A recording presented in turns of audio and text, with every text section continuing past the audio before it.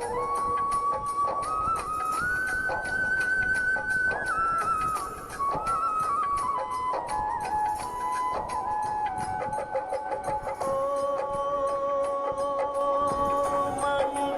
भवन अमंगल हारी, द्रवहु सो दशरथ अजर बिहारी। सिया राम जय जय राम, राम सिया राम जय जय राम। नमस्कार सुधी एवं गुणीजनों, मैं कुसुम शर्मा श्रीमद् वाल्मीकि रामायण के 103rd एपिसोड में आप सभी का बहुत बहुत स्वागत करती हूँ, अभिनंदन करती हूँ। साथियों, एक बहुत रोचक तथ्य आपके सामने प्रस्तुत करती हूँ। यूनानी जब भारत आए तो कपास को देखकर उन्हें बड़ा आश्चर्य हुआ और कहने लगे, भारतीय बड़े विचित्र लोग हैं, ये पौधों पर रुई उगाते हैं। तब तक उन्होंने ना तो गन्ना देखा था, ना खांड का स्वाद चखा था। गन्ने का रस निकलता देखकर वे आश्चर्य में पड़ गए और बोले, अरे ये तो अद्भुत लोग हैं, यह लकड़ियों को निचोड़कर शहद निकाल लेते हैं। साथियों, दुनिया जीतने की इच्छा रखने वाली यूनानियों ने ना तो कभी कपास का कपड़ा पहना था, ना खांड चखी थी। संभव है कि उन्होंने इस्पात भी नहीं देखा हो। पोरस से संधि के समय सिकंदर को 20 पाउंड यानी 10 सेर फौलाद का उपहार दिया गया था तो सिकंदर विस्मित हो गया। तो साथियों, इससे स्पष्ट होता है कि सभ्यता, संस्कृति, दर्शन, कला, कौशल का केंद्र यूनान नहीं बल्कि सदैव भारत ही रहा है। Friends, I present a very interesting fact to you. When the Greeks came to India, they were very surprised to see cotton and said, Indians are very strange people. They grow cotton on plants. Till then they had neither seen sugarcane nor tasted sugar candy. Seeing the juice coming out of sugarcane, they were surprised and said, "Oh, these are amazing people. They extract honey by squeezing the wood." Friends, the Greeks who wanted to conquer neither want cotton clothes nor tasted sugar candy, and it is possible that they had not even seen steel. At the time of treaty with Porus, Alexander was given a gift of 20 pounds, i.e. 10 centimeters of steel, which astonished Alexander. So it is clear from this that the center of civilization, culture, philosophy, art and skill of the people has always been India and not Greece. साथियों, अब episode पर आते हैं। श्री राम की वह विशाल वानर और भालू की सेना जब समुद्र के किनारे पर पहुंच गई तो मैंद और द्विविंद नाम की 2 प्रमुख वीरों ने सेना की रक्षा का भार लिया।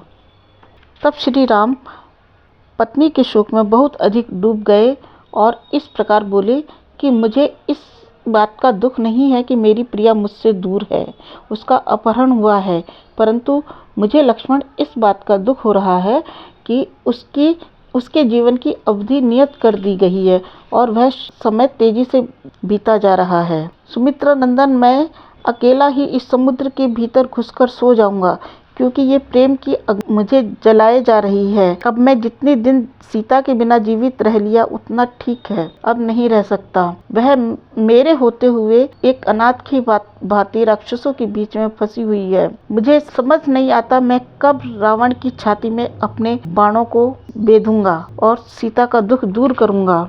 इस प्रकार श्री राम उधर शोक से संतप्त थे, इधर जब रावण ने देखा कि हनुमान उनकी लंका को बहुत अच्छी तरह से नष्ट भ्रष्ट कर गए हैं, फूंक कर आ गए हैं, तो लज्जा से उसका मुख नीचे हो गया।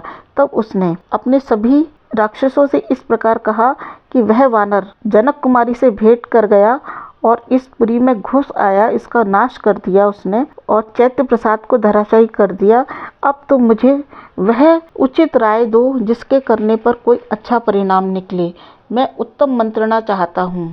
अब उनकी सेना समुद्र के उस पार आ चुकी है और मुझे लगता है कि वे समुद्र को पार कर लेंगे, या तो सुखा डालेंगे या श्री राम अपने पराक्रम से कोई दूसरा उपाय कर लेंगे। तब उन मूर्ख राक्षसों ने बिना शत्रु के बलाबल को तोले इस प्रकार कहा कि हे राजन, हमारे पास बहुत सारे शस्त्र हैं और आपने सभी देवताओं को, नागों को, किन्नर को, सबको जीता है, कुबेर को भी परास्त कर दिया है, तो आपको इस बात की बिल्कुल भी आशंका नहीं करनी चाहिए। आपको महाराज परिश्रम करने की आवश्यकता नहीं है। महाबाहु इंद्रजीत ही सब वानरों का संहार कर देंगे। पहले हम लोग असावधान थे, परंतु अब हमारे मन में शत्रुओं के प्रति खटका हो चुका है कि शत्रु बहुत बलवान है। राक्षस राज, मैं वानर मात्र से आपकी रक्षा करूंगा। इस प्रकार वज्रदंत आदि सभी ने अपने अपने शस्त्रों को लेकर बहुत ऊंचे ऊंचे स्वरों में डींगे मारना शुरू किया। तब विभीषण हाथों में अस्त्र लेकर के खड़े हुए, उन सब राक्षसों को रोकते हुए हाथ जोड़कर इस प्रकार बोले कि जब शत्रु असावधान होता है तब उस पर आक्रमण किया जाना चाहिए, तब कार्य सिद्धि होती है। पर श्री राम बेखबर नहीं है। वे विजय की इच्छा से आए हैं, उनके साथ सेना है, उन्होंने क्रोध को जीत लिया है, वे सर्वथा अजय हैं। जिनका एक वानर महासागर को छलांग लगाकर यहाँ तक आ पहुँचा और इस सारी लंका को जला करके चला गया, तो आप अनुमान लगा सकते हैं कि उनकी सेना कितनी भयंकर होगी। श्री राम ने रणभूमि में खर और दूषण जैसे महान योद्धाओं का वध कर दिया, तो इसमें श्री राम का दोष नहीं है, क्योंकि वे स्वयं उन्हें मारने गए थे। तो अपने प्राणों की रक्षा करना तो हर प्राणी को बनता है। श्री राम धर्मात्मा है। जब तक वे अपने बाणों से इस लंका का विध्वंस नहीं कर देते, तब तक आप मैथिली को लौटा दीजिए। यदि आप नहीं लौटाते हैं तो यह लंका पूरी नष्ट हो जाएगी, सारे शूरवीर राक्षस मारे जाएंगे। आप मेरे बड़े भाई हैं, इसलिए मैं विनय पूर्वक आपसे ये बात कहता हूँ और आपके हित की बात करता हूँ। इसके बाद सभी सभासद अपने अपने घरों में चले गए। जब दूसरे दिन प्रातःकाल हुआ तो विभीषण अपने बड़े भाई राक्षस राज रावण के महल में आए, राक्षस राज रावण की वंदना की और इस प्रकार कहा, विजेता महाराज, और एक सुंदर सिंहासन पर बैठ गए। तब निवेदन किया कि हे राजन, मुझे अमंगल सूचक अपशकुन दिखलाई दे रहे हैं। मंत्रों द्वारा विधि पूर्वक जलाने पर भी अग्नि प्रज्वलित नहीं हो रही है। अग्निशाला में वेदाध्ययन के स्थानों पर सर्प देखे जा रहे हैं। गायों में दूध सूख गया है। घोड़े आनंदित होकर घास नहीं खा रहे हैं। गधे, ऊंट, खच्चर आंसू गिराने लगे हैं। झुंड के झुंड गीत लंकापुरी के ऊपर मंडराते हैं। सियारिनें अमंगल सूचक शब्द करती हैं और नगर के सभी द्वारों पर मांस भक्षी पशु जोर जोर से चीत्कार करते हैं। महाराज, ये बात मैंने किसी दोष दृष्टि से नहीं कही है। मैंने जो देखा और जो समझा वह आपको बताया है, परंतु सभी मंत्री लोग सत्य आपके सामने निवेदित नहीं कर रहे हैं। अब आप इस विषय में कुछ विचार करें। विभीषण की इस प्रकार की बातें सुनकर उस राक्षस राज रावण को बुखार चढ़ आया। उसकी आसक्ति तो श्री राम से वैर बढ़ाने में थी, तो उसने इस प्रकार कहा विभीषण जी से कि विभीषण, मुझे कोई भय नहीं दिखता और श्री राम मिथिलेश कुमारी को कभी नहीं प्राप्त कर सकते। और इस प्रकार विभीषण को समझाकर उन्होंने विदा कर दिया। साथियों, श्रीमद् वाल्मीकि रामायण का यह एपिसोड यहीं पर समाप्त होता है। मैं अपनी वाणी को विराम देती हूँ। जय श्री राम, जय श्री राम, जय भारत, जय भारत।